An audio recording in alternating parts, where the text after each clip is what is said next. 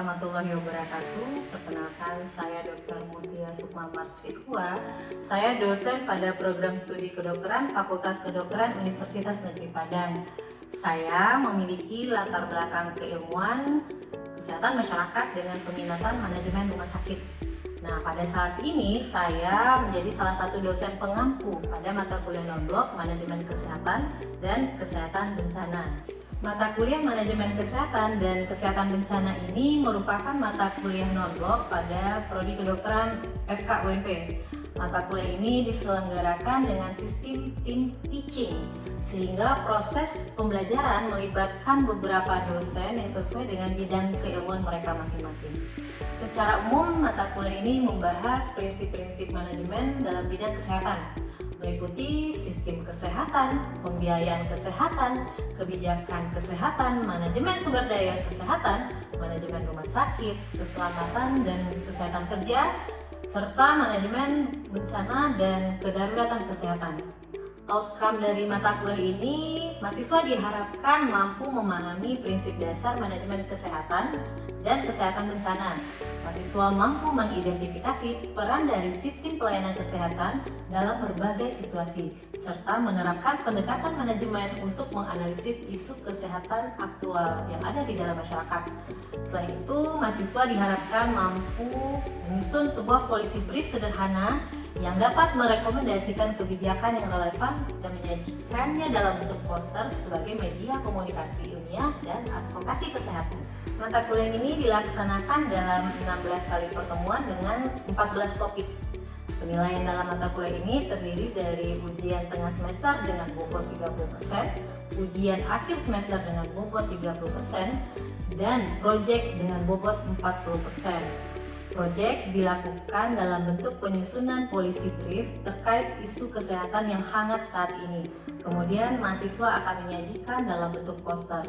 Penilaian dari proyek ini dinilai berdasarkan kemampuan bagaimana mahasiswa dapat mengidentifikasi isu kesehatan, menganalisis masalah, dan merumuskan kebijakan secara ringkas dan berbasis data, serta mengkomunikasikan gagasan tersebut secara efektif melalui media poster. Perkuliahan pada mata kuliah ini menggunakan pendekatan student-centered learning melalui kuliah interaktif, diskusi, case method learning, dan project-based learning.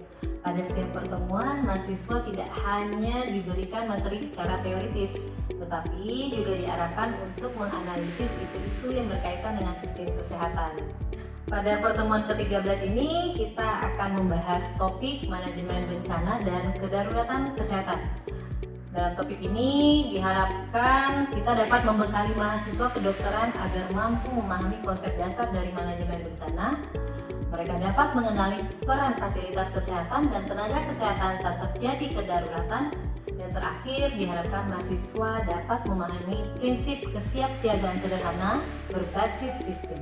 Program studi kedokteran FKUNP sebenarnya memiliki keunggulan dalam bidang manajemen risiko kesehatan, khususnya terkait risiko kesehatan akibat bencana alam. Keunggulan ini sejalan dengan kondisi geografis Sumatera Barat yang memiliki potensi sebagai gudang bencana. Oleh karena itu, diharapkan mahasiswa lulusan kedokteran Universitas Negeri Padang dapat memahami mengenai kesiapsiagaan, mitigasi risiko, respon kedaruratan, serta pemulihan layanan kesehatan dalam situasi bencana. Yuk, kita saksikan video pembelajarannya.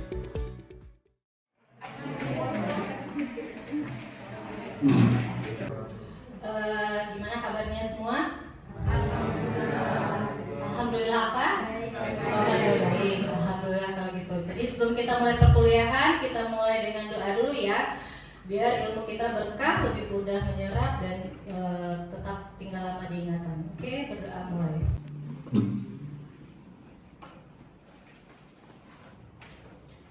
Selesai. Manajemen risiko kesehatan bencana alam.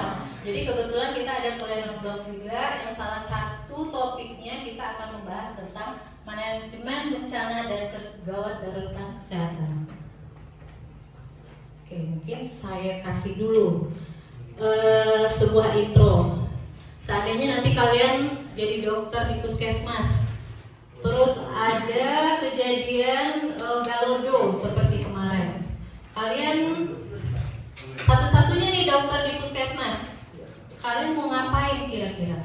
Sementara semua masyarakat yang terkena bencana datang ke puskesmas semuanya. Ya, mau ngapain? Mau ikutan lari? Mau ikutan mengungsi sebagai pengungsi pertama? Enggak. Ayo Nafil. Nafil mau ngapain Nafil?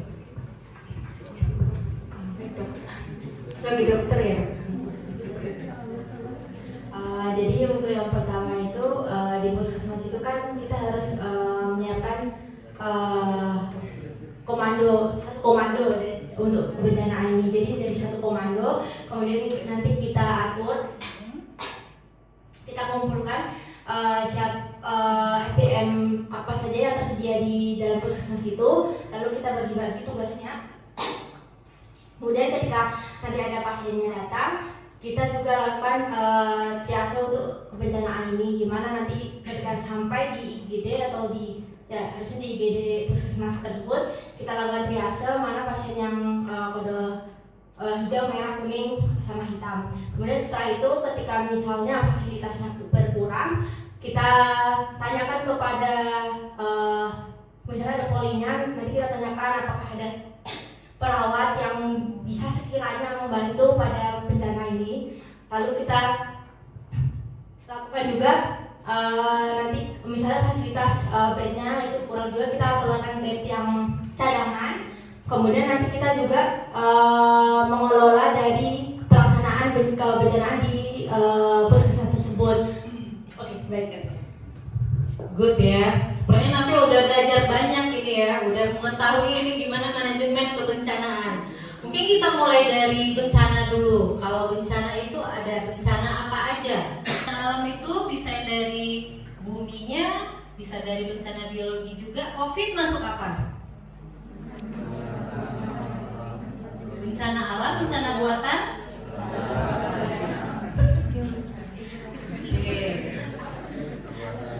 Jadi kita masuk ke konsep dasar manajemen bencana ya.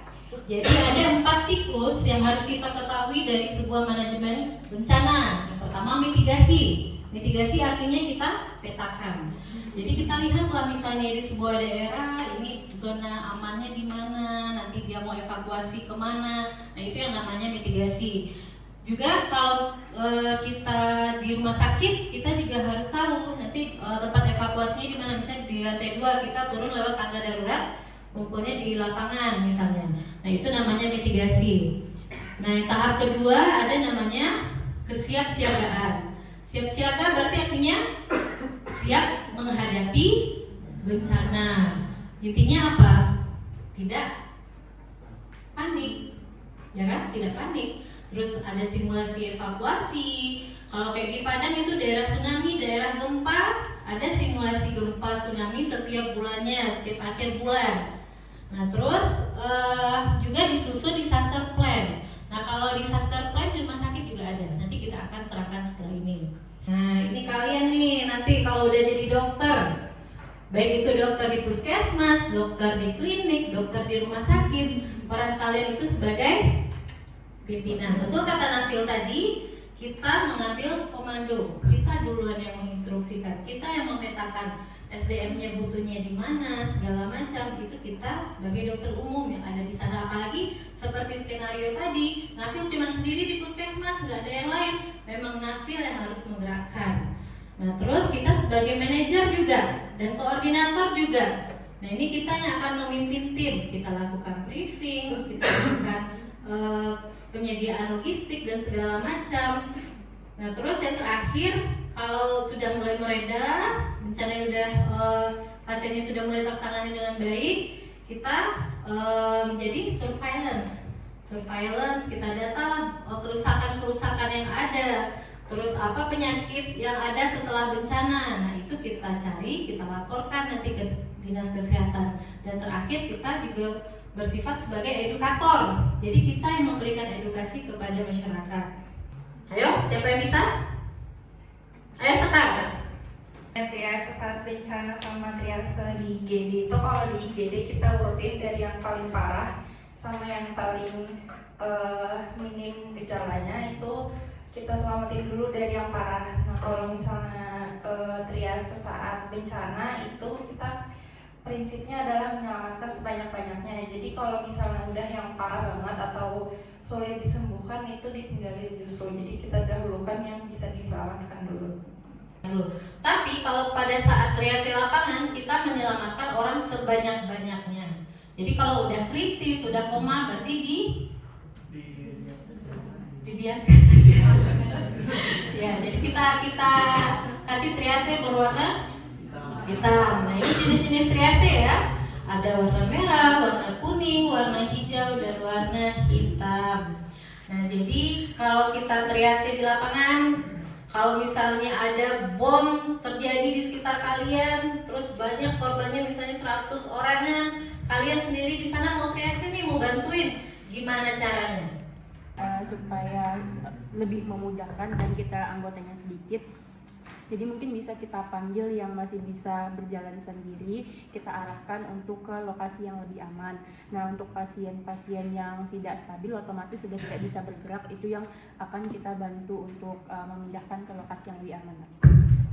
Oke, terima kasih Fitria. Nah jadi triasenya udah terseleksi sendiri ya. Jadi kalian nggak perlu keliling satu-satu, ini sakit apa, nggak perlu. Berarti yang tidak bergerak kemungkinannya apa?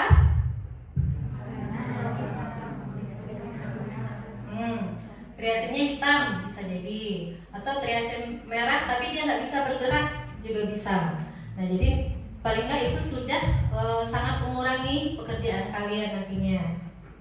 Nah jadi di rumah sakit itu ada namanya dokumen Hospital Disaster Plan atau HDP.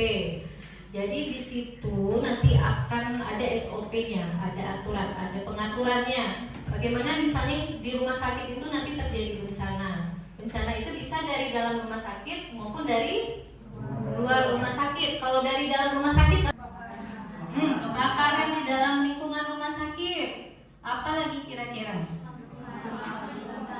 Kalau gempa, ada gempa lokal.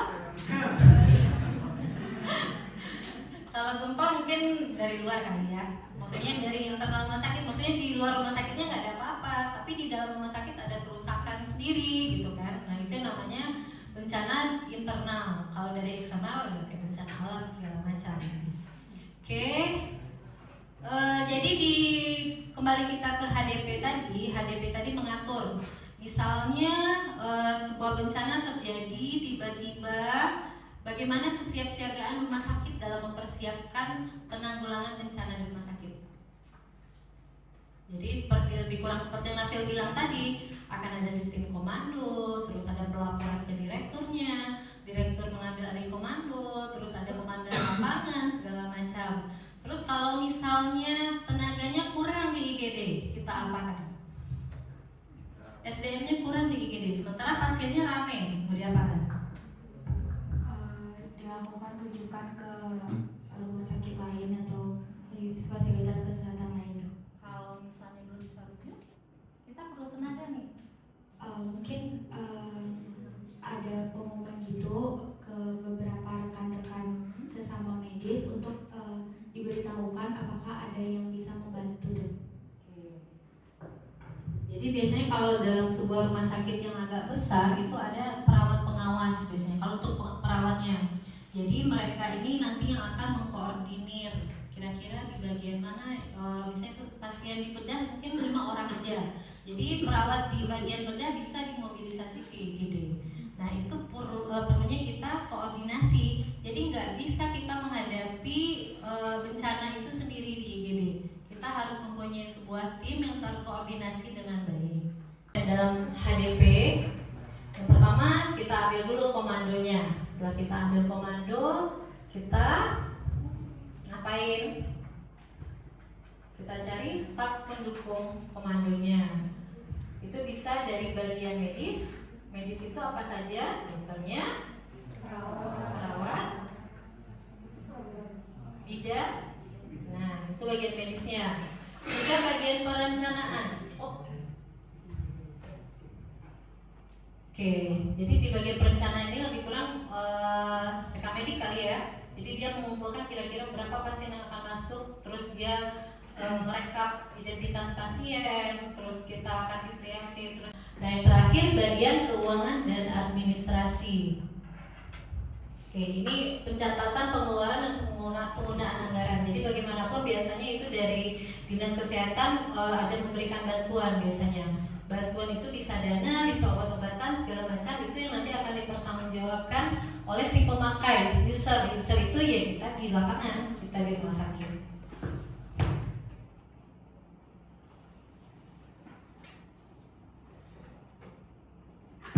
Oke, jadi terakhir kita simpulkan bahwa bencana itu bisa terjadi kapan saja, di mana saja. Sebenarnya dengan ilmu pengetahuan kita bisa memprediksi, tapi pastinya kapan datang kita nggak tahu. Tapi bisa diperhitungkan, misalnya pergeseran lempeng bumi, misalnya 0,1 cm setiap tahun. Nah, kapan kira-kira dia bertabrakan nanti, kapan gempa bumi itu terjadi kira-kira.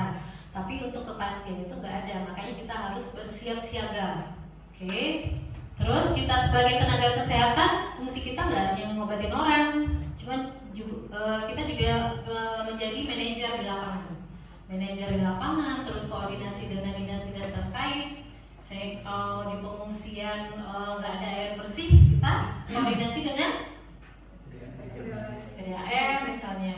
Atau misalnya jalan nggak bisa diakses menuju vaskes, sementara banyak pasien yang terlantar di daerah pinggiran. Kita berkoordinasi dengan PU atau relawan. Misalnya relawan ya yang bantu buka jalan duluan ya.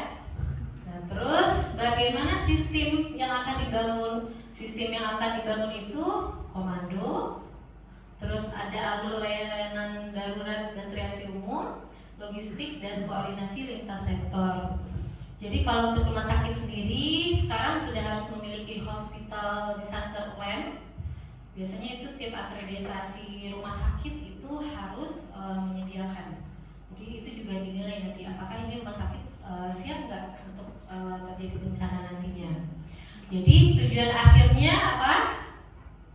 Apa tujuan akhir dari manajemen ini? Kita lindungi pasien, tenaga kesehatan, mortalitas, morbiditas. Nah, terus kalau misalnya saat bencana, pelayanan kesehatan tuh boleh lumpuh nggak? Enggak, karena dia motor utama nanti ya. Bagaimana pasien nggak jatuh ke dalam kesakitan dan kematian lebih banyak. Nah, yang terakhir kita mewujudkan fasilitas kesehatan yang tangguh dan responsif. Oke, jadi intinya kita sebagai manajer, koordinator, apalagi ya, nego sana sini ya. Yang penting pasien kita aman, selamat, apa yang kita butuhkan untuk pelayanan kesehatan tercapai. Oke? Oke, ngerti? Oke, sekarang saya akan menguji kepahaman kalian. Oke. Kita akan berdiskusi. Di sini ada skenario kasus. Pada hari Selasa pukul 2 siang di Kota Padang terjadi gempa bumi 7,9 skala Richter dengan pusat gempanya di Mentawai. Guncangannya sangat kuat dirasakan, lebih kurang 1 menit, memicu kepanikan luas. Nah, jadi 30 menit pasca gempa, listriknya padam, air padam, jaringan telekomunikasi terputus. Jadi kita nggak bisa menghubungi keluarga, atau keluarga menghubungi kita nggak juga bisa. Jadi panik ya, chaos semua, udah nggak tahu mau kemana. Nah, sementara di RSUD kondisinya gedung utamanya aman, gensetnya sudah mulai menyala, tapi solarnya hanya bertahan 12 jam saja. Jadi kebayang nggak setelah 12 jam apa yang akan terjadi? Coba dibayangkan dulu apa yang terjadi setelah 12 jam. Oke, jadi udah datang nih 50 orang pasien dengan kesakitan beraneka ragam, dari yang berat sampai yang ringan. Nah, dia dibawa dengan mobil bak terbuka. Nah, masalahnya muncul lagi. Di IGD hanya ada 15 bed pasien. Tadi berapa yang masuk pasiennya? 50. Nah, tenaga kesehatannya ada 2 dokter umum dan 6 perawat. Oke. Sementara itu di sebuah puskesmas berdekatan dengan pusat gempa, dia mengalami bangunan retak ringan ribuan warga mulai mengungsi. Nah, muncul isu tsunami. Jadi setelah apa? Setelah gempa Aceh dulu yang ada tsunami, orang pada paranoid ya. Ini gempa, tsunami nggak ya? Tsunami nggak ya? Mana ada isu sana sini, lari-lari, mau tsunami. Nah, tambah panik deh semua. Nah, terus untuk tenda darurat sudah mulai didirikan, namun dia masih terbatas, tidak cukup untuk semua pengungsi. Oke, siap? Pertanyaannya,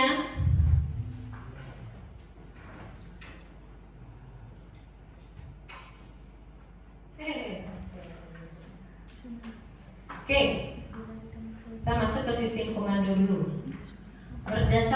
Berdasarkan Hospital Disaster Plan, langkah pertama manajerial yang harus dilakukan dokter jaga apa?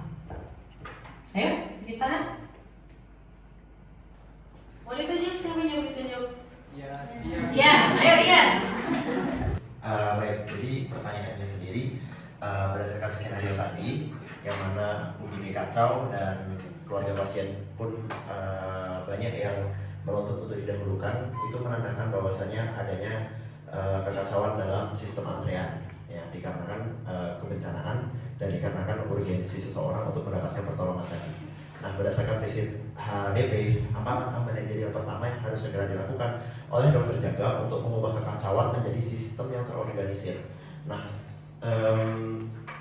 awal dari semua kekacauan ini kan diakibatkan karena bencana tadi ya, yang mana ketika bencana itu pasien itu akan muncul dengan berbagai macam simptom tergantung dari keparahan akibat dari bencananya. Kalau misalnya bencana tsunami mungkin ada yang kemasukan air, ada juga mungkin yang terkena proyektil atau infrastruktur yang terjatuh sehingga menyebabkan adanya luka fraktur. Nah, itu semua berbagai macam cedera-cedera itu perlu dikelompokkan menjadi yang namanya itu triase. Kalau Ian jadi dokter pertama kali,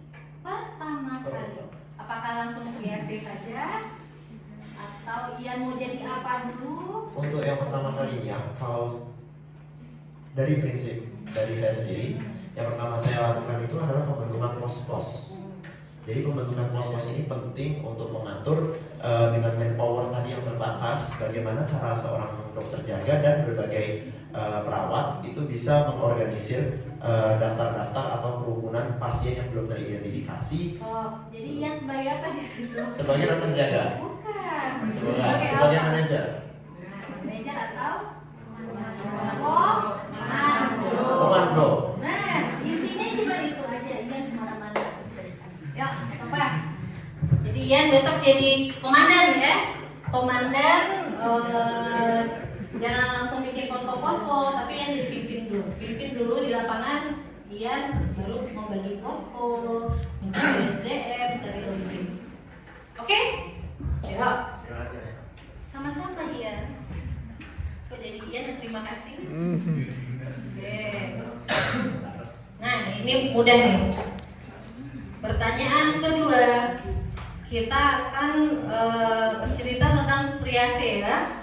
Jadi ada dua orang korban gempa tadi. Yang pertama laki-laki 40 tahun, kepalanya tertimpa balok beton, kesadarannya menurun drastis, nafasnya tersengal-sengal, terus gasping juga, terus karotisnya lemah tak beraturan. Udah kebayang ya? Terus ada pasien kedua, pasien anak perempuan 10 tahun, mengalami patah tulang dengan perdarahan aktif. Jadi frakturnya fraktur terbuka. Dia menangis histeris, namun nafasnya cepat dan dari pergelangannya masih terasa kuat. Nah, jadi pertanyaannya, sesuai etika utilitas bencana, pasien mana yang akan diberikan label merah dan mana yang hitam? Nabil. Mungkin dari skenario atau kasus yang diberikan dari pasien A itu kan kesadarannya tidak jelas ya, juga dia menurun drastis dengan nadi yang sangat lemah gitu. Dan juga ada pasien B yang memang dia lukanya ada perdarahan aktif tapi dia masih stabil, masih sadar gitu. Nah, mungkin kalau dalam posisi yang dalam kebencanaan itu pasti bakal banyak pasien yang mirip-mirip kriteria seperti pasien A ini. Nah, pasien tidak sadar. Nah, justru yang pasien yang tidak sadar ini kita labelkan hitam terlebih dahulu. Karena apa? Karena keterbatasan alat medis dan juga waktu untuk penanganan itu pasti akan menjadi pertimbangan yang paling penting nantinya. Nah, kalau untuk pasien B ini masih sangat stabil dan kita bisa atur pendarahannya dan masih bisa tinggi keselamatannya. Kalau pasien A ini kan kita perlu penunjang lain gitu. Kita perlu MRI, kita perlu CT scan untuk melihat apakah nanti pendarahan di mana, dan juga sampai operasi yang memang mungkin membutuhkan waktu berjam-jam. Nah, untuk triasenya yang pasti pasien B dengan pendarahan aktif itu kita taruh di merah, dan pasien A itu kita pasti taruh di label hitam untuk menyelamatkan sebanyak-banyaknya nyawa. Mungkin itu. Ya, sepertinya sudah mengerti inti dari perkuliahan kita hari ini. Saya pengen satu orang menyimpulkan apa saja poin-poin penting yang ada dalam perkuliahan hari ini. Coba Dita.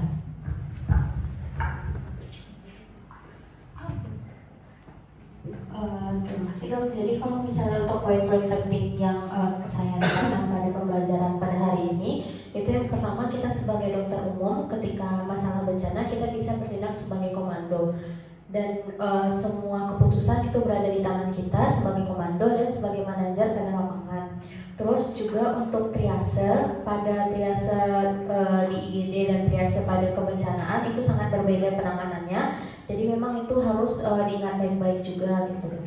Terus mungkin ketika kebencanaan kita sebagai dokter umum juga harus menenangkan warga gitu, karena memang ketika kebencanaan rasa panik warga juga ada gitu. Jadi kita sebagai dokter juga bisa harus menetralisir rasa panik kita dan juga bisa mencoba untuk menenangkan warga. Gitu. Oke, terima kasih Dita. Sepertinya Dita sudah merangkum dengan baik ya. Apakah sampai sini ada pertanyaan? Apa sudah mengerti semua? Dari 0 sampai 100 sudah berapa persen? 100. Oke, tepuk tangan dulu kalau sampai. Jadi nanti kalian setelah jadi dokter mudah-mudahan ingat ya pelajaran kita. Jadi pelajaran ini, perkuliahan ini jangan dianggap sebagai beban, jangan dianggap sebagai hafalan, tapi resapi dengan baik. Resapi dengan baik. Jadi nanti pas kalian menghadapi bencana kalian udah otomatis refleks dirinya kan. Jadi nggak perlu dulu pas belajar manajemen kesehatan ngapain dulu ya. Jadi nggak nempel ilmunya. Tapi jika kalian sudah menghayati, sudah mengerti dengan baik, paham, mendalami, nanti akan muncul sendiri refleksnya. Kalian harus menjadi pemimpin. Jadi belajar dari sekarang menjadi pemimpin yang baik. Oke? Dah? Oke? Demikianlah perkuliahan kita hari ini. Semoga bermanfaat. Saya mengucapkan mohon maaf jika ada kesalahan dalam pengucapan atau ada yang tersinggung segala macam. Semoga kalian menjadi dokter yang baik nantinya.